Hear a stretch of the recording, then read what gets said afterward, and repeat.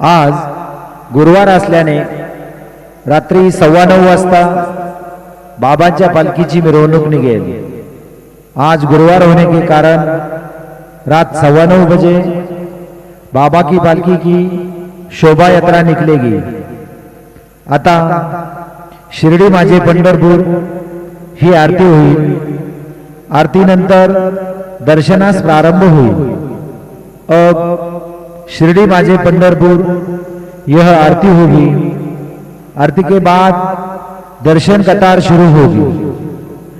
श्री सच्चिदानंद सद्गुरु साईनाथ महाराज की जय। हरि ओम बृहस्पति अति अदर्जो अरे हाथ मद विभात क्रतो मज्जाने खो जद्दीद यच्छवसरित प्रजात तस्मा शूद्रवीनं देहि चित्रम्मा।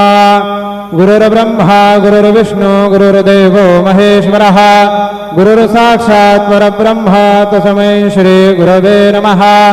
सद्गुरु श्री साईनाथ देवतेभ्यो नमः। प्रातः पूजनार्थे गन्धाक्षतपुष्पैः सम्पूज्य अथ धूपः वनस्पतिरसोद्भूतो गन्धाद्यो गन्धोत्तमः। आग्रेयः सर्वदेवानां धूपोऽयं प्रतिगृह्यतां वा।